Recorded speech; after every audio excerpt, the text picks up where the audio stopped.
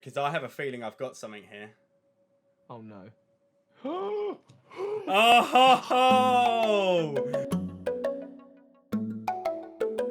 Hey guys, my name is Mattculli and welcome to the channel. This is awesome. This is actually a recording from my charity 24-hour live stream did, and we have the amazing guest with us, Bird Keeper Toby. Thank you so much for coming. Now you're actually here though to represent Card Keeper Toby, aren't you? Your other channel. Yeah, well, I mean, either or, both, but I assume if you're watching this, you like your cards, and in that case, that's great, because me too, and I've got my whole channel, Card Keeper Toby. But really, I'm just happy to be involved. So thank you for having me on, my dude. My absolute pleasure. I will be linking channels, all those lovely bits, down in the description of this video. So please do go and check out Card Keeper Toby and Bird Keeper Toby down below. Now today, guys, we are doing a pack battle, but it's this new series I've started. So this is probably episode 3 now, and I'm calling it Pack Down versus Raw. I'm liking this name. Pack Down versus You're not a massive fan. I assume that's wrestling, but I don't wrestling, so I don't know. I think it's quite clever. I have a big shout out to Scott for mentioning this, because I actually like this. What we're gonna do, we're gonna have a pack battle, and I'm gonna ask Toby some hard hitting questions about Pokemon. Basically, yeah, literally, they're like, you know, like your favorite food. So no, it's gonna be great fun. We're gonna basically chat Pokemon, open Pokemon cards, and yeah, we're going to see who wins. Now, there is going to be a point system. 1 point for a rare, 2 points for a V, an EX, or a GX card, 3 points for a full art or a secret rare, and 5 points for a rainbow rare or a gold card. And then we're also saying Charizard wins. You pull a Charizard, you just outright win. What, from Darkness to Blaze, you outright win? Yeah. So I'll tell you what, are all of your packs Darkness Ablaze? They are indeed. Okay, all right. That's fair. I'm going to say, because I got 2 packs that aren't Darkness Ablaze, which technically gives you a 2-pack advantage on that Charizard. So I'm going to say if I get a Golden Zacian from Sword and Shield, or if I get a Decidueye from Sun and Moon, then they count as well. Sun and Moon, Umbreon Rainbow Rare. Is that the card? All right, yeah, Umbreon Rainbow Rare. Yeah. Rainbow Rare, Umbreon from Sun and Moon, Golden Zacian from here, or a Charizard. Those are my win cards. Oh, Epsilon from Sun and Moon. Yes. Epsilon. There you go. Yeah. Right. Yes. No, I was just looking because I've got it in PSA right behind me. So, we shall let you start. Go for it. Get your first pack. What are you going for first? And I want to do it in that way that I don't see the code. Where you don't see all the details, which I mess up. So I think I want to open it from the back. That's right. Okay. And then I don't see the code card. Kind of like slide it out and flick it across the room, I guess. But I can. But then am I sharing the? Oh no! But now I've seen the back of the code card. Yeah, that's it. So, don't worry about sharing it. Maybe we won't do that. And either way, it's out of focus. So right, cool. Okay, we're gonna go with the first question. This is a hard one. What is your favorite TV show? My favorite TV show is probably Game of Thrones. Okay. Yeah, I'm a really big fan of Game of Thrones. What else have I really enjoyed recently? Queen's Gambit was up there. I watched that all, and that was really, really enjoyable. I feel like there are some big shows I'm missing out on, but Game of Thrones is the one that every new episode, and that it was coming out on HBO at an American time. I'm up 1 a.m. Me and the best friend, every new episode, every single week, avoiding them spoilers. I'm watching them as soon as they air, and I mean we love that show right up to the end. Okay, my last card. Yes, what do we got? A Dracozolt. I realize that the focus, I might have to adjust where the focus is at for the cards. Maybe have myself a little bit out of focus for some bits, but just a Dracozolt. It's a rare. What do I get for a rare? And nothing. Only if it's a hollow. Only if it's a hollow.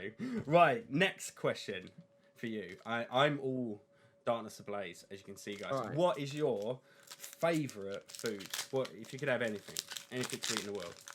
What do you have? We're getting to know you here, Toby. We're getting to know the nitty gritty of Toby. Do you know what? I'm big into my halloumi. I'm a big halloumi person. In its many forms. Cheese in general, in its many forms, has my heart. You're going to have a lot of people agree with you. What's yours? If I can flip this question on its head. Oh please, yeah, crispy aromatic duck. Trying it, I absolutely love it. And I tell you something, I do love as well.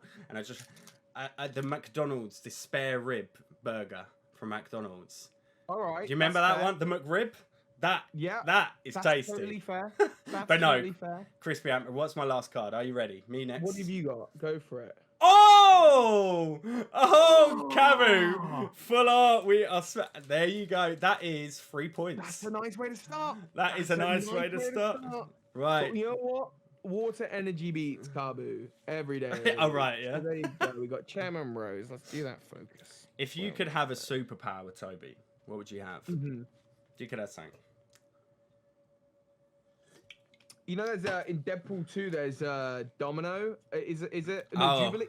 The one with just incredible luck.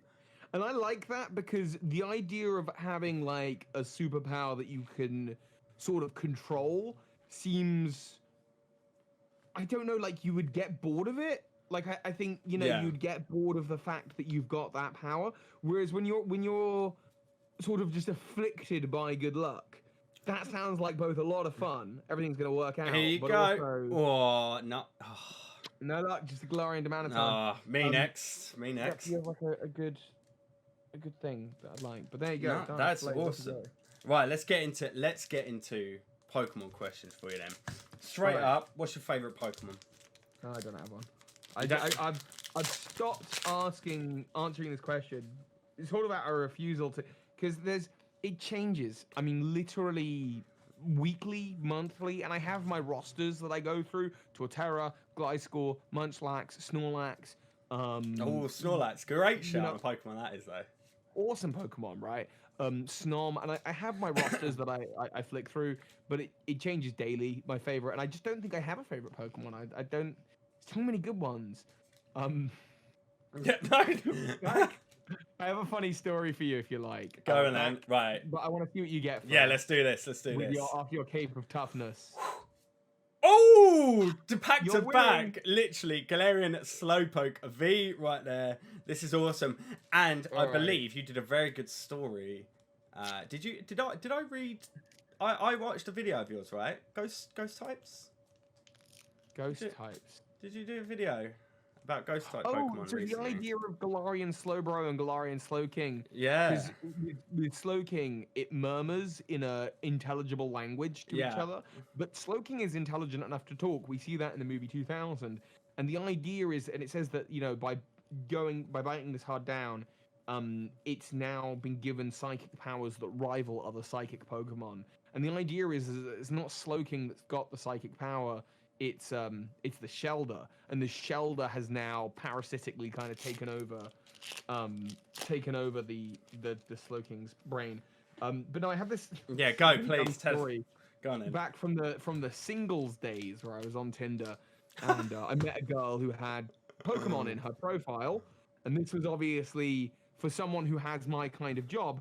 That's a talking point we can have a little chat about. And I was like, oh, cool Pokemon, this is this. And she sort of says, all right, what's your favorite Pokemon? And I answer that question with, oh, wow, I mean, Torterra or Munchlax or Blaziken or Gliscor. And I list off like 15 Pokemon. She didn't reply. That was the end of the conversation. No, right. She just wanted to hear Pikachu, didn't she? That was it. I just think she was asking for my favorite Pokemon, not for the poker app, Yeah. She didn't want the whole damn Pokedex. Oh my god, that's awesome. I love that. Putting it there. All right, we got reverse hollow bell. Yeah, what we got? Oh, first hollow. Actually, that's a nice card. Rare. It is an Aggron. Let's get some focus over here. I'm sorry that I have to keep messing with my focus ring like this, but hopefully. Is that your no, that's not I like that actually is a really cool one. I really like It's nice to have a victory under my belt. Oh, you have one, you're on 1 point, I'm currently on 5. So, I see True Green 7 watching this live saying that this is his worst fear. Thank you. Thank you very much to True Green 7 to come joining us. So thank you. My next question to you is, when did you actually start? Now, you might say, just to reiterate, have you, maybe if you've always collected, it's fine to say that. Maybe you had 2 start points, you started, stopped, and started again. I don't know. I'm going this. With Pokemon cards specifically? Yeah, Pokemon cards, yeah. I remember being a kid, I remember seeing base set cards in people's binders. I remember being blown away by the fact there were 2 Pikachus, because there's base set and jungle, and being like, but I thought I saw the Pikachu card and it didn't look like that. And then realizing, oh, I guess there's going to be multiples of every Pokemon. Yeah. You know, and we are really talking about a time when Fossil and Jungle were the latest thing. You know, I didn't know, it's not like I had the same mindset about it. I was a kid going into a shop going, Pokemon! You know, I didn't know when new sets were coming out. I wasn't following it like that. Yeah. So, I mean, that's how it kind of started. Here we go. Big card. Yeah, let's go. We're ready. Here we go. Bosh! Ah, it's a holo. Miltank. You get the point. Literally 1 point for that. Yeah. So and then so you weren't really buy. Were you? And then you started. Have you collected then ever since? You know, we started throughout the Kanto and Johto era. Pokemon was just something that was a childhood hobby, something I enjoyed.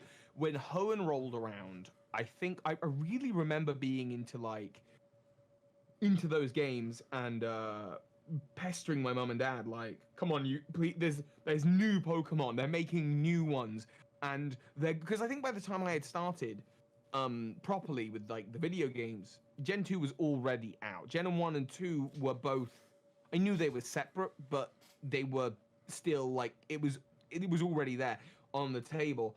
Gen 3 was the first time where I felt that hype going, there's new Pokemon going to be out. Wow, there's a whole new region, and there's these new Pokemon, and I'm reading Pokemon World magazine, which Russ, who is in our chat, you know, kind of wrote for. And I've done all of that. I'm really into it. And at that time, I remember my parents were they were gonna buy me everything Hoenn, and they bought me the EX Ruby Sapphire theme deck, and every new theme deck set, every new set, they would buy me the 2 theme decks so that I could play against myself, sit there on the floor and kind of have those games. And then I did that all the way up until Diamond and Pearl, and I got the first. No, I didn't. I did it up to Emerald, and then I stopped for a bit. But I kind of got the occasional theme deck. And Diamond and Pearl, there was 3. There was the 3 starters. I got all 3. I bought a booster pack or 2. I got Palkia in the booster pack, and that was the last time I bought Pokemon cards until I started the channel. So it was a big gap of time between, you know, then and there. And by the time I was, you know, opening up the channel, we were talking about XY and Ancient Origins, and really the throwback cards to the generation of Hoenn where I had left off. So it was quite a big gap. I've got to jump into a pack. It's like that literally is like a tale as old as time, though, isn't it? I did it as a kid, then stopped, then started up. Like, literally, I think that I'm very similar. A lot of my friends, they're all the same. Everyone collect. And when you get older, all of a sudden you want to go back to this nostalgia, don't you? Of I don't know, just doing something you loved. And you also get to a point where you're like, I just want to, I don't know, for me as well, it's like, this is what I want to spend my money on. You know? Well, it was weird because Pokemon didn't go away for me or anything. Like, I was still playing the video games very actively. I was still following the movies. You know, my 3 websites of choice were Facebook, YouTube, and Cerebi.net. And those were the places that I was spending pretty much every trip to the internet. I'm just going to focus that up a little bit. Sorry. That's all right. Somewhere in that zone. We always have technical issues on this channel, don't you? Yeah, well, for some reason the autofocus isn't wanting to play along, so we're stuck on manual focus mode for a little bit. You know, so I was still a huge Pokemon fan, and it was actually the year of our Arceus 2013 where I went to a New Year's party. And I was listening to Pokemon remixes on YouTube, and there's this very famous one of the Red Battle theme. And I listened to it, and I listened to it again and again and again and again and again. And I said out loud to my best friend, I said, do you know, I don't just like Pokemon. Like, this is more than I just like Pokemon. Yeah, here we go, last card. And Hello, Mr. Ryan. what a shame. What a shame indeed. Shall we these go? packs especially for this.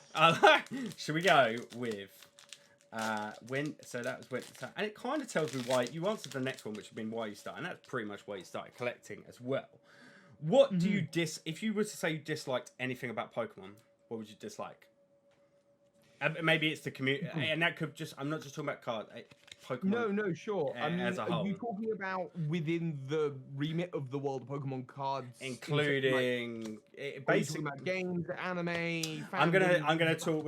We're more talking TCG, but you could include right. the community. I don't know. It could be all sorts. It's hard to say because I think most of my experiences with the world of the TCG have been incredibly pleasant. My experiences with people have been incredibly pleasant. Honestly, the biggest thing that's ever put me off are people that I would describe as gatekeepers.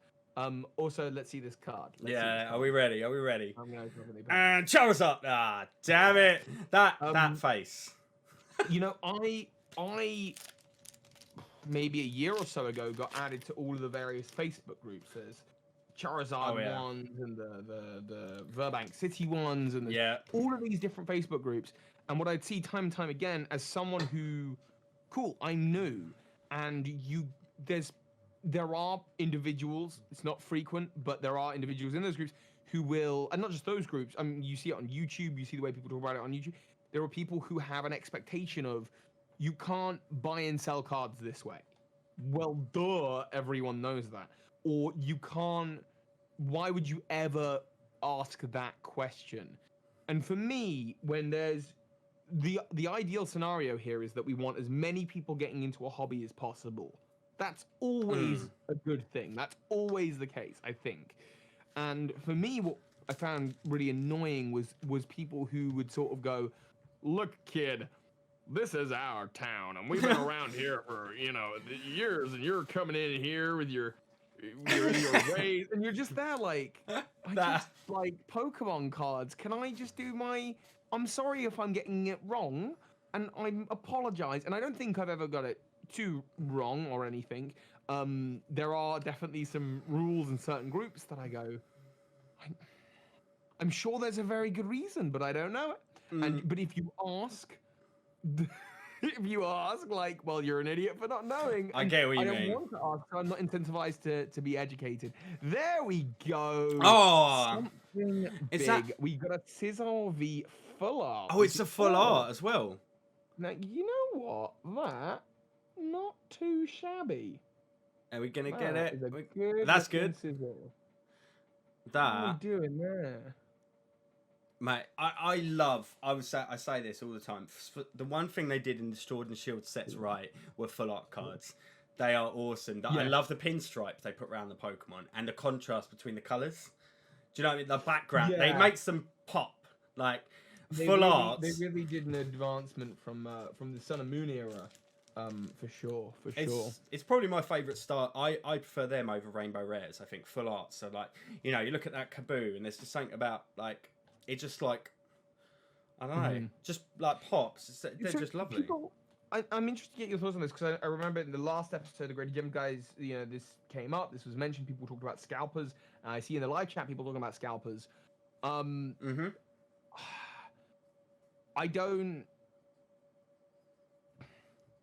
am bothered on the behalf of people who can't go into a shop and just buy packs for their kids.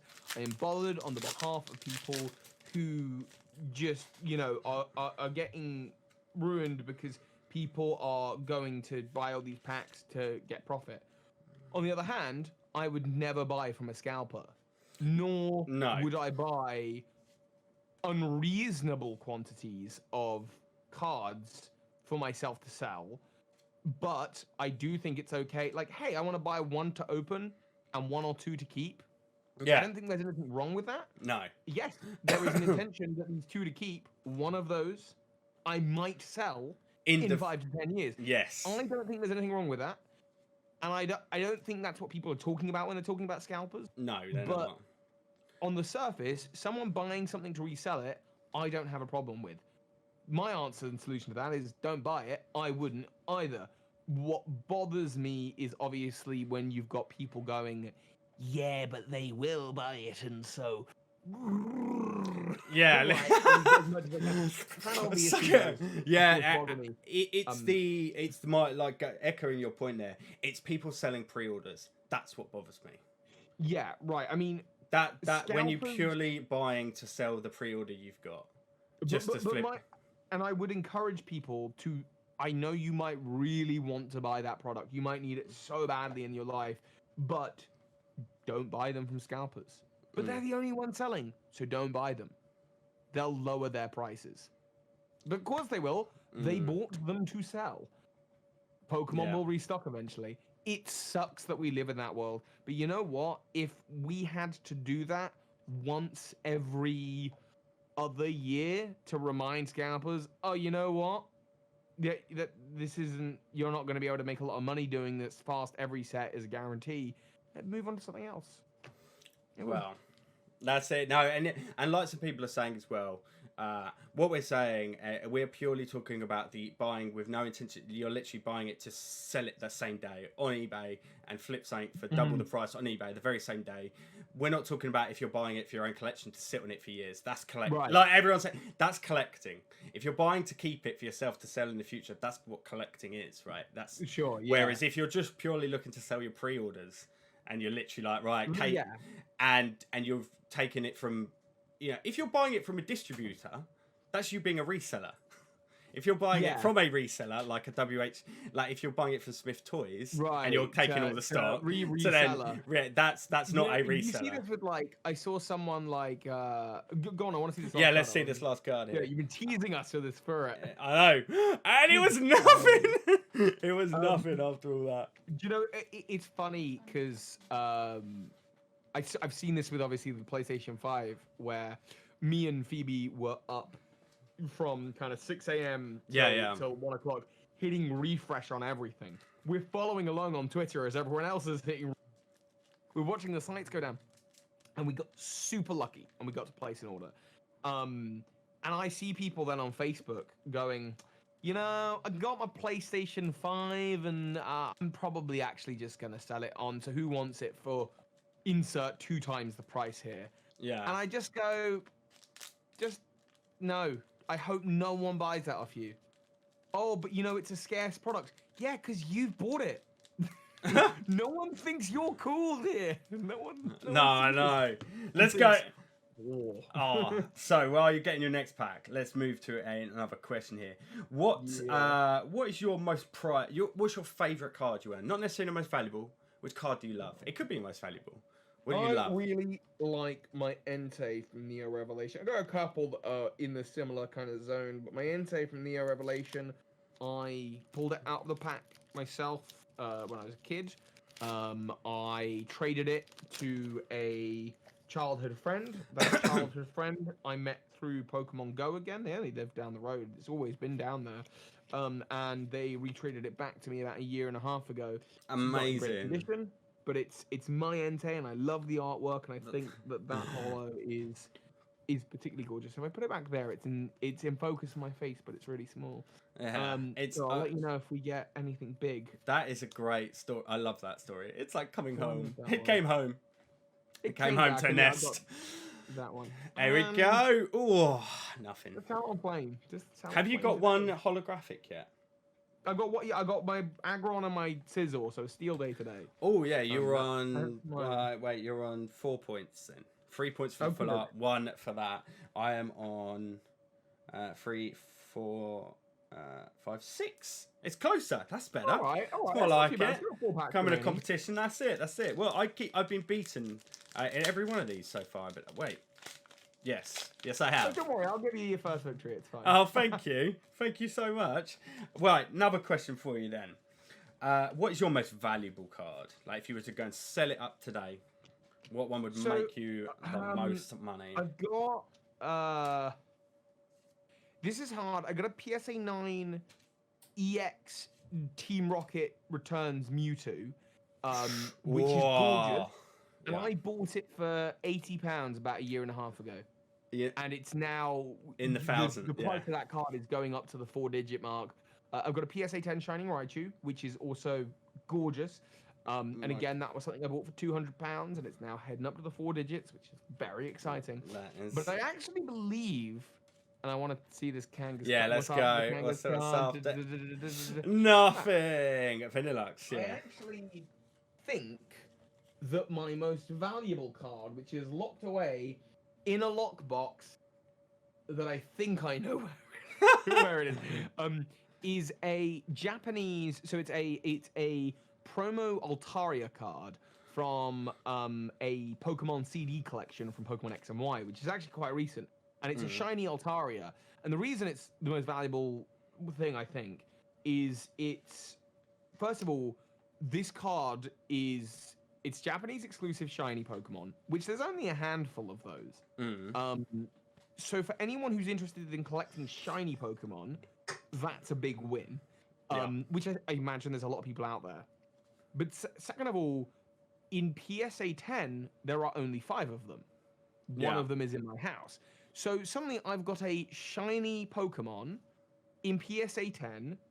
Oh, but I'll just get one out of the promo collection and grade it. Well, it turns out they're disgustingly hard to grade because the packaging is so awful on them. And actually on one of the eBay sales, I saw someone put, like, just because it's coming out of the box does not mean it'll be a PSA 10, which makes sense because there's only 5 PSA 10s out there. Wow. So to me, that card, while I bought it at not a particularly high price, I suspect might one day be a really big hitter. But it might not, because it is just an Altaria, and an Altaria does not a Mewtwo or Charizard or Raichu make. So it's hard to say. Wow. But interesting. Yeah. Okay. No, I love that. There are some cards out there like that. Like we recently graded some of the victory medal Pikachus and stuff like that. Yeah. And they're going to be, looking forward to getting them back. That is for sure.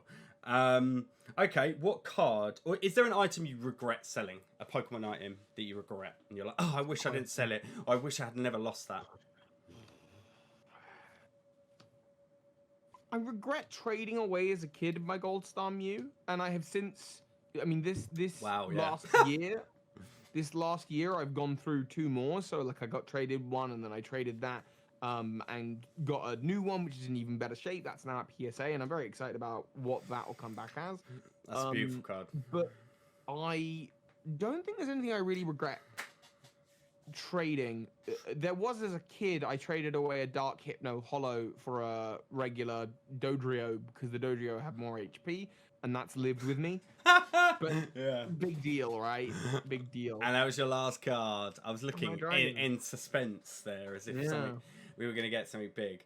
Do you know what? So I got this whole booster box that these have come out of, and so far I can tell you I haven't pulled a secret rare from it yet, and only one full art from the whole box. So I'm feeling there's goodies to come at some point in this box. I'm hoping I saved them all for this video. So what is the next question I'd ask you? Okay, what card, if you could own a single card in the world, what would it be? What do you want? A Gold Star Torchic. Actually, yes. No. So this year I got hold of Gold Star Trico. I got hold of a Gold Star Mudkip. I don't care if the grade is super, super high. It would be nice to have something in the kind of 6 to 10 range, obviously. But I got a Gold Star Trico. I got a Gold Star Mudkip. They're both grading at the moment. I would love to have a Torchic. I'm just gonna flip my camera off and on as well. Freezing. Yeah. So that's the #1 thing right now. That I would love. I would absolutely adore. Beautiful card. Now we recently sent the Treco. We had the Treco, and that's a lovely card.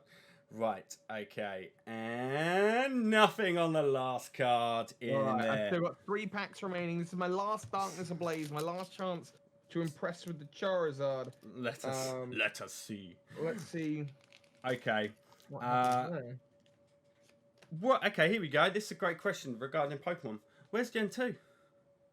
What do you mean, where's Gen 2? So, why have we not seen any Gen 2 Pokemon cards in Sword and Shield yet, or in Sword and Shield and stuff like that? Like, where's Chikorita? We're talking about the starters.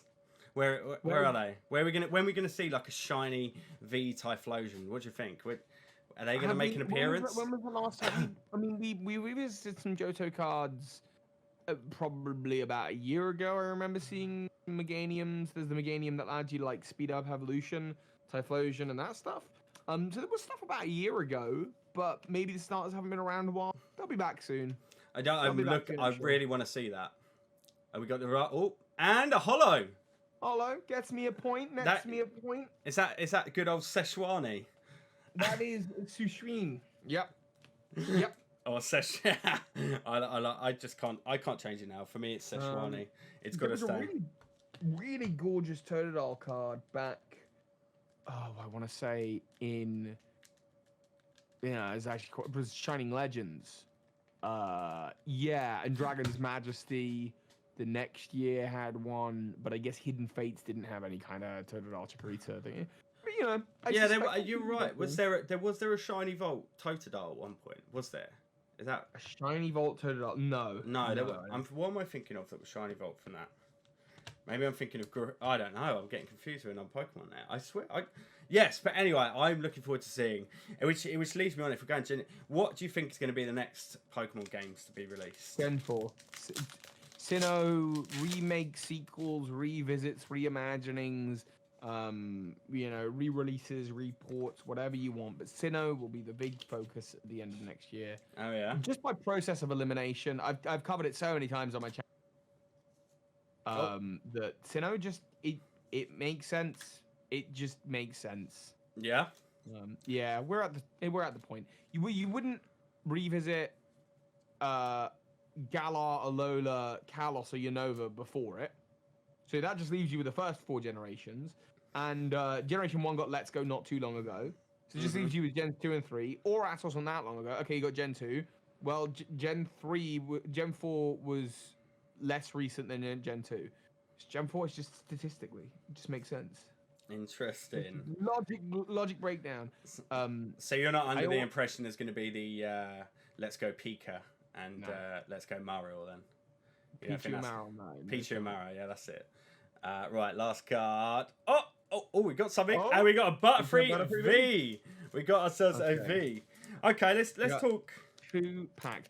I think Let's Go Pikachu and Eevee served a very specific purpose, and that was you've had a donation from Cam. Oh, thank you so much, Cam. Thank you so much. So yeah, if you're watching this recorded, it was streamed during a live stream right now for a 24-hour live stream I did for charity. So hence why you're seeing these charity donation go up the top and stuff. So well, if I can, let me ask you another question. Okay. And you know what? I want to get on to asking you a bit more about. This is the Espeon or Umbreon pack, right? Yeah. And we're starting off this pack. There's an Eevee on the front. Oh, what? Let's talk grading Pokemon. Let's get your points. All right. Okay. Why would you grade a Pokemon card? I like to grade cards that are rare, interesting, sometimes for sentimental value, but not always. There is something nice about taking a card out of a binder, putting it in a binder, sorting it into part of the collection with something else. A graded card is very solitary, unless you've got a way to store and display them. Yeah, I get that.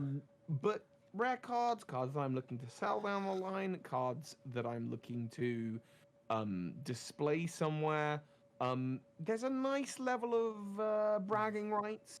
And I'm looking forward to future events where I get to meet other collectors, yourself included, and come along with that Seto Kaiba briefcase filled with Pokemon cards and go, all right, let's trade, Are you going to do that at the next? Are you going to get that briefcase? And are you going to bring when you eventually get them back, should I say? Right, last card.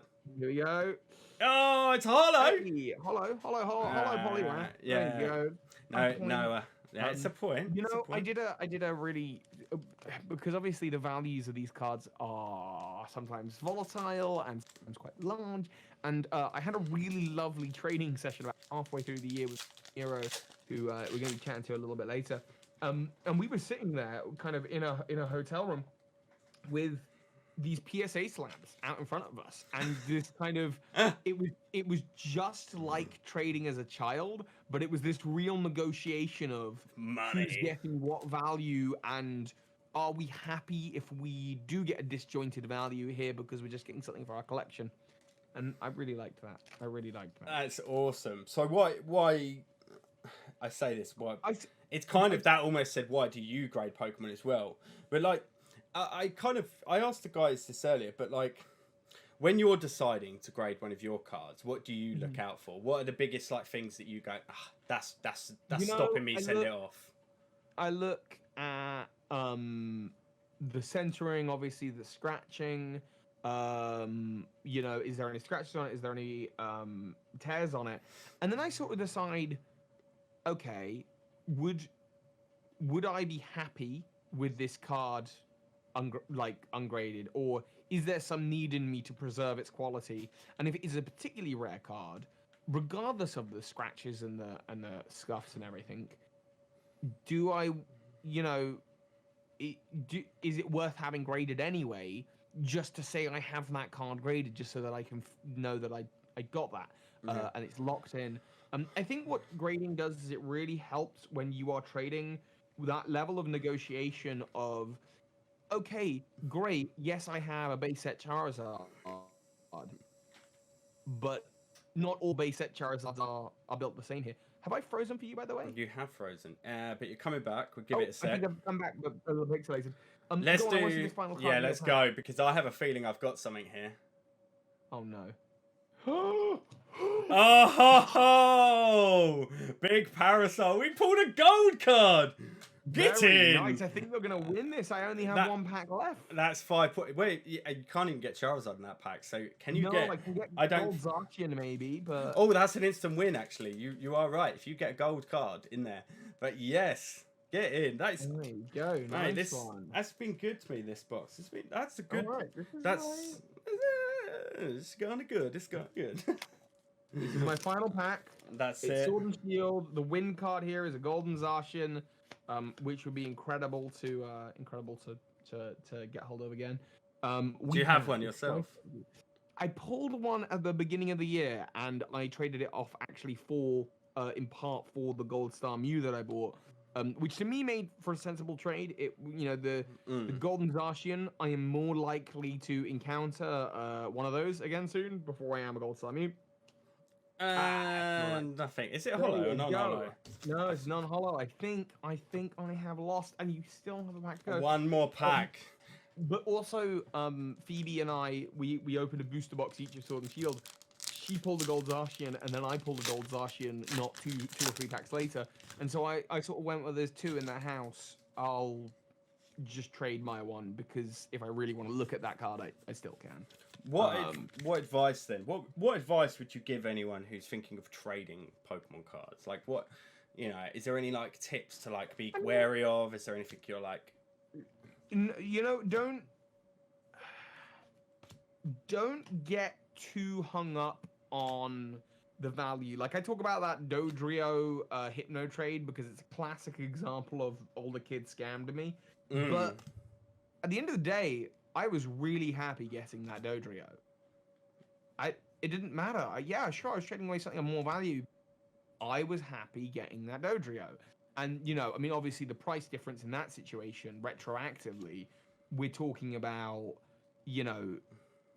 pennies. Maybe pounds if we're talking about graded cards.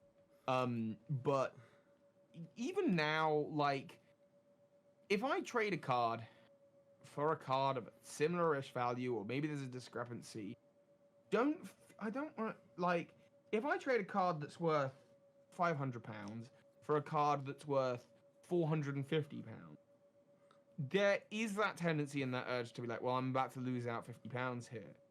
But if we can't negotiate some trade there, it doesn't have to be an IOU. It doesn't have to be I get that it probably should be, and at that point you're just throwing money away. But at the same time, there's no guarantee necessarily that in 3 months my card might be worth less than that card. It's so volatile, isn't it, the market? As long as I'm happy with what I'm getting and they're getting, chat saying they think you've got a card. I have got a card. I have. What's there? Oh, it's a Sensor Scorch V. Sensor Scorch is everywhere at the minute, but yes, I don't even know what the score was, but we definitely won that one. Yeah, let's follow up. Let me ask you. I just want to, Yeah, please. I don't know if that's advice, and I don't know if it's good advice. It might be really bad advice. I might be literally saying to people, ignore when you're going screwed if you're going to have fun. But at the same time, I don't know, maybe occasionally, don't get hung up on feeling like you got robbed if ultimately you're having a really good time trading, making friends, getting a card that you enjoy. You never know where it's going to be. You never know what, you might decide to get your card graded and they might not. And that might mean that, the prices will change or your card might become more desirable or turn out to be rarer down the line. These things are in flux. And yes, there are generals as to which cards are like the most expensive, sure.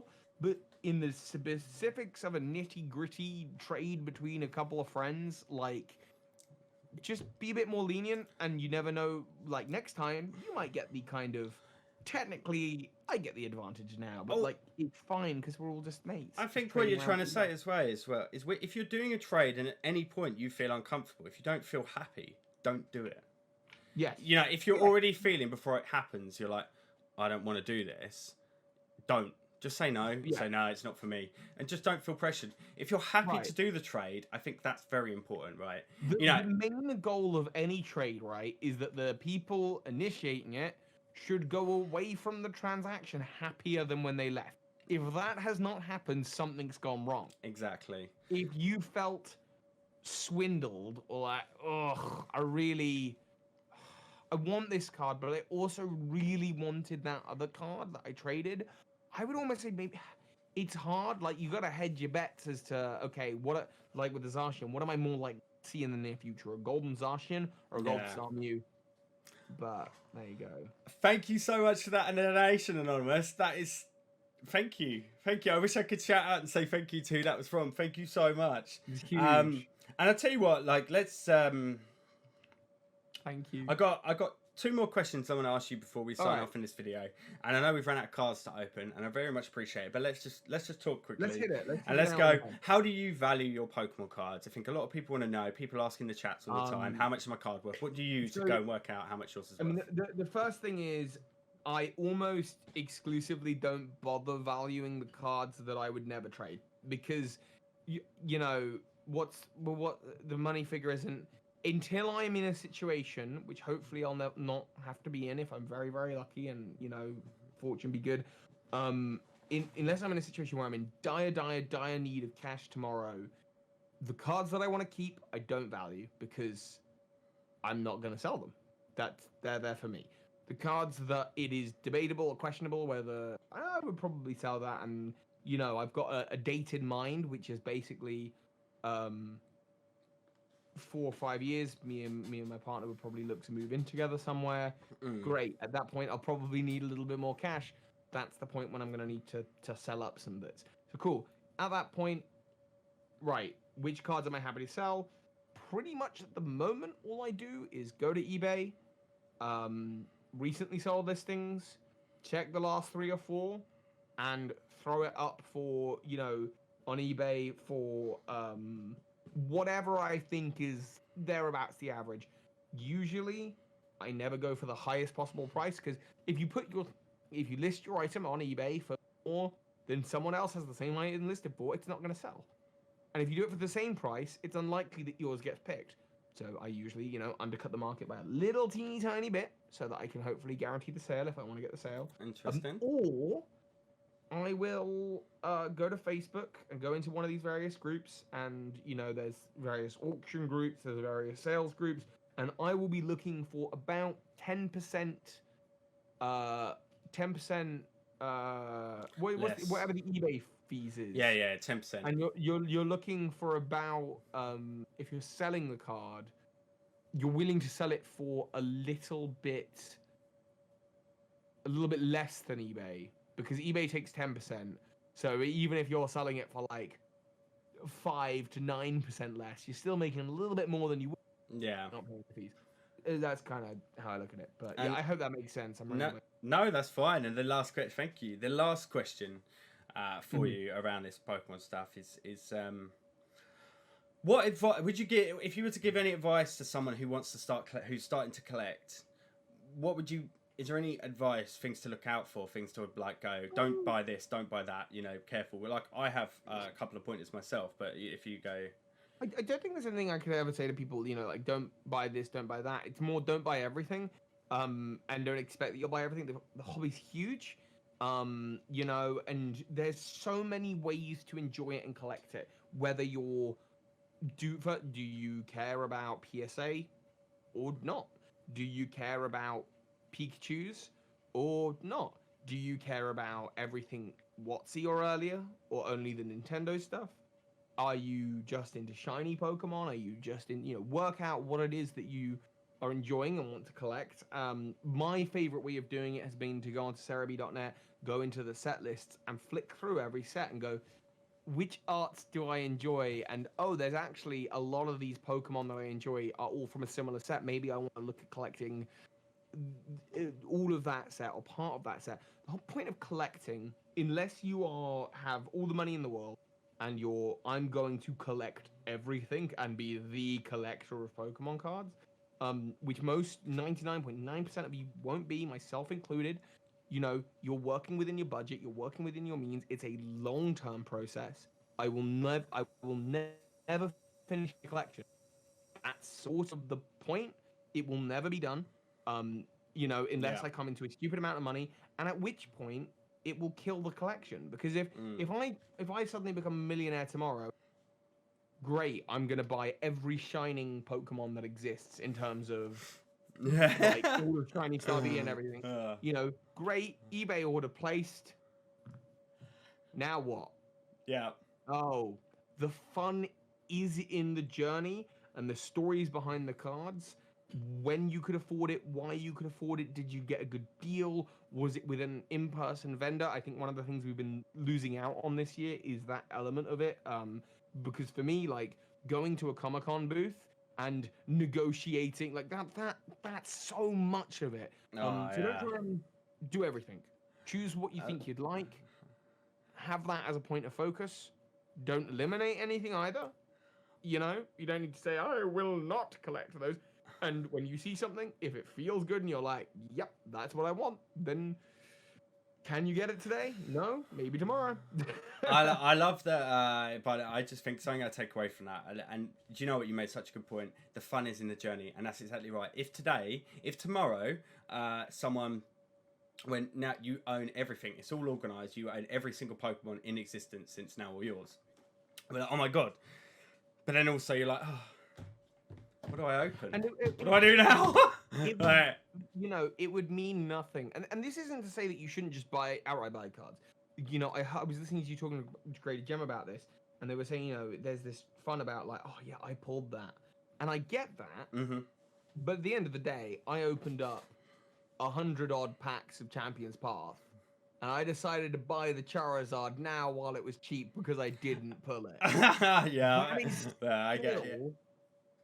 That is still that is the story. The story was, I didn't pull it.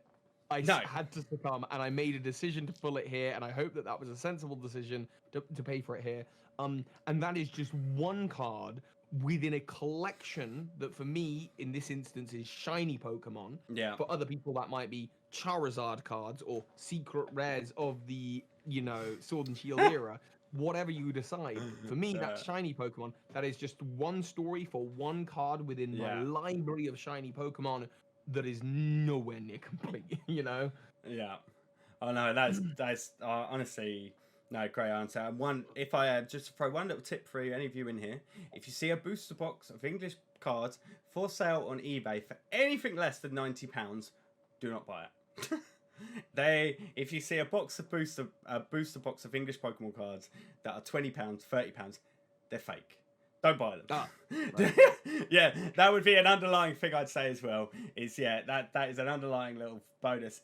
So many people get stung with that. They go, oh, I think I bought this booster box. It's fake. How much you pay for it? Oh, 25 quid. Yeah, Nope. okay. Yeah, that's fake. Yeah. I'm not gonna lie. When I first started getting back into collecting, I was like, "Oh, these were," and I did some research. I went, "Oh, okay, it's proxy cards. They're just basically the whole box is GX cards and stuff like that, and the cards are upside down and back to front. It's crazy." Thank you, Toby, so much for jumping on the stream and for doing this video with me. It's been amazing to pat and get your thoughts. It's been incredible, and thank you so much everyone watching. Remember, Card Keeper Toby and Bird Keeper channels are linked in the description down below. Make sure you go and subscribe. Also, do hit the subscribe button on my channel, which actually might be over your face, Toby. And check out some of my videos while you wait for everything else. And we will see you in the next one. Peace.